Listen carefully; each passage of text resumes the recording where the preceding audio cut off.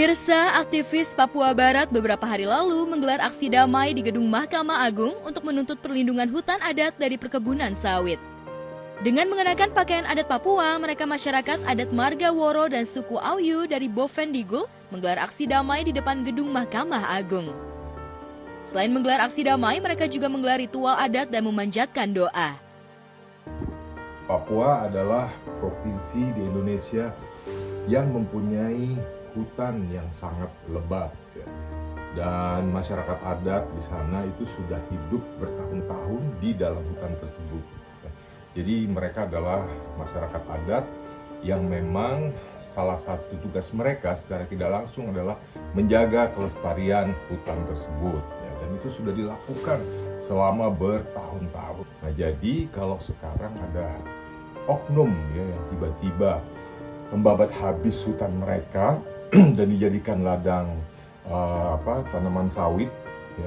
Lalu mereka harus tinggal di mana lagi? Poster All Eyes on Papua kini tengah bermunculan di media sosial sebagai bentuk untuk menyuarakan konflik lahan di Papua.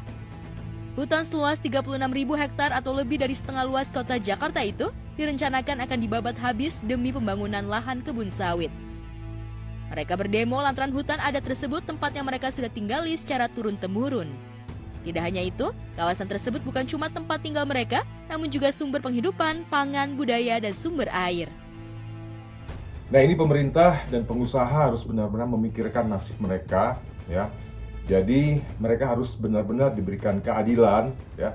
Jangan sampai penerapan sila kelima keadilan sosial bagi seluruh rakyat Indonesia jadi hanya sebatas omongan aja gitu. Saya benar-benar mendukung masyarakat Papua di Bovendigul ini yang hutan dan tanahnya diambil oleh oknum untuk pembuatan ladang sawit.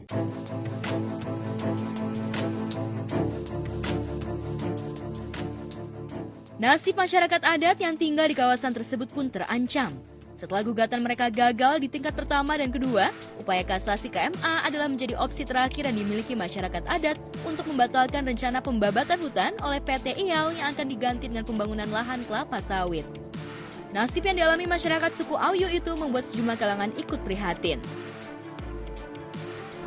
Kalau tanggapan saya pribadi sih, kalau memang itu sangat membantu masyarakat Papua dan juga itu kan mungkin sebuah ekosistem di Papua itu kan, dan juga jangan sampai kalau itu dibabat habis nanti memang polusinya sendiri, apalagi memang itu mungkin ditempati oleh masyarakat adatnya kan.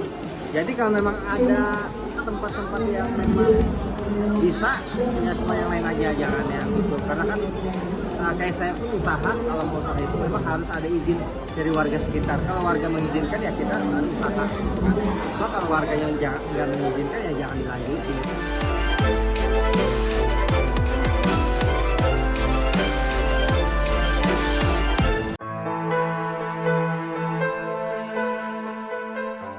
Sementara itu, kabar kurang mengenakan lainnya datang dari keluarga mendiang komedian Gogon.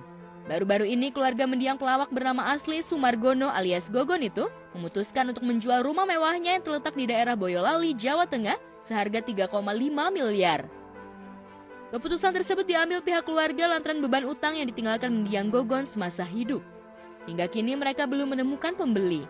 Kondisi itu diungkapkan anak mendiang Gogon, Nova Gogon, kepada tim Gospot. Utang kita nggak tahu. Jadi gini, Mbak, jadi awal mulanya itu gini, pasti itu Bapak ada utang kayak pribadi mungkin ya, tapi nggak pegang surat dulu. Tunjukin ke kalau bapaknya ada utang, gitu kan ya udah.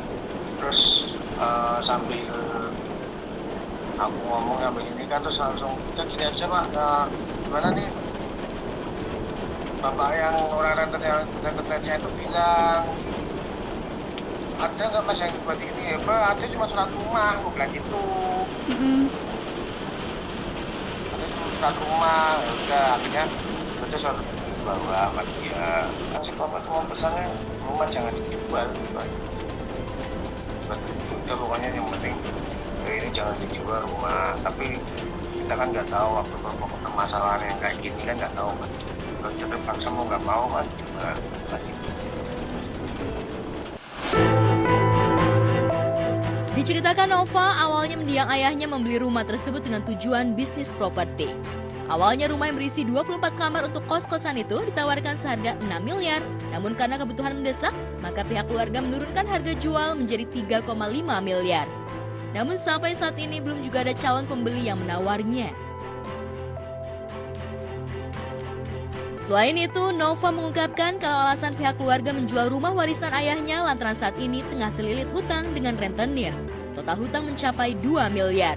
Keluarga baru mengetahui kalau mendiang Gogon memiliki hutang dengan rentenir di akhir tahun 2021.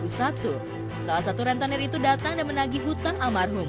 Awalnya, almarhum Gogon berhutang 1 miliar dan kini membengkak menjadi 2 miliar karena bunga yang dipatok rentenir. Pihak keluarga tidak mengetahui kapan almarhum meminjam uang tersebut karena semasa hidup mendiang Gogon tidak pernah menceritakan kalau memiliki hutang sebelumnya. Berbagai upaya dilakukan pihak keluarga untuk menawarkan rumah tersebut. Salah satunya ke komedian Cak Lontong. Namun Cak Lontong masih akan mendiskusikan ke istrinya lebih dulu. Ya kalau Cak Lontong cuma bilangnya itu udah lama ya Mbak ya, aku kesana tuh tahun ya pas itu 2021 ya, 2021 gue tahu Mbak. Aku kesana ke studio pas lagi syuting kan. Ketemu terus ngobrol, terus Cak Lontong, oh ini rumah mau tak jual loh.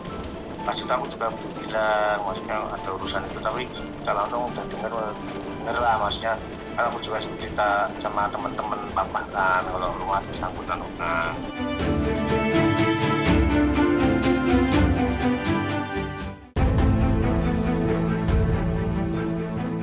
Sementara itu di tempat terpisah, komedian Bedu juga berniat menjual salah satu aset tidak bergeraknya, yakni sebuah apartemen yang terletak di kawasan MT Haryono. Keputusan tersebut diambilnya lantaran kondisi dirinya saat ini yang tengah terpuruk imbas dari jarangnya mendapat tawaran manggung di dunia hiburan. Sebelumnya, Bedu telah menjual aset lainnya berupa rumah dan 2 mobil yang dimilikinya. Pekerjaan aku dulu mampu menutupi semua cicilan yang aku punya. Ya kan, rumah 2, mobil 3 itu masih, alhamdulillah masih bisa tertutup semua. Dengan pemasukan yang aku dapat selama bertahun-tahun. Dia setelah pandemi terjadi, kemudian berlanjut, badai itu terus berlanjut ke dalam karir aku, ya udah. Diakui ayah 3 anak itu, apartemen memang hanya digunakan sebagai investasi dan ditinggali sesekali saja. Untuk menopang ekonomi keluarga, ia sekarang mulai merintis bisnis kuliner di daerah Magelang selain mengharap penghasilan di dunia keartisan. Artis itu kan profesi yang gak tetap ya.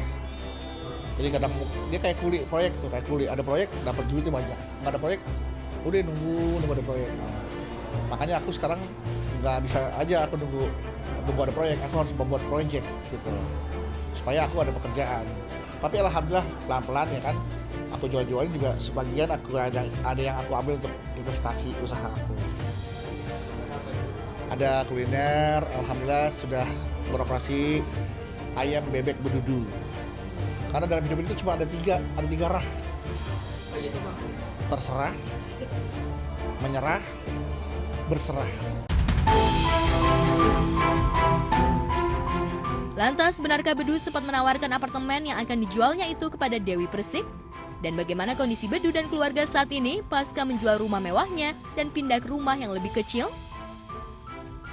Wih, apartemen nih, lo kan barangkali cuma buat ini dekat kok di Cawang. Aku kan juga lagi mau masukin anak aku ke polisi, dia bilang gitu. Ya kamu kan, ya masuk polisi berapa sih, aku bilang, dari uang kamu cukup lah, aku bilang. Jadi aku udah nawarin ke Dewi doang, terus ya udah. Baru omongan begitu doang, aku belum. Kalau rumah kan udah sempat aku pasarkan kan ya, udah aku pasang online, offline, udah. Kalau apartemen baru ngobrol-ngobrol sama ke Dewi, jadi berita jual apartemen. Bedu ada aja yang dijual nih. Takutnya besok tuh istrinya lagi tapi jual kan, minta jawab bayar.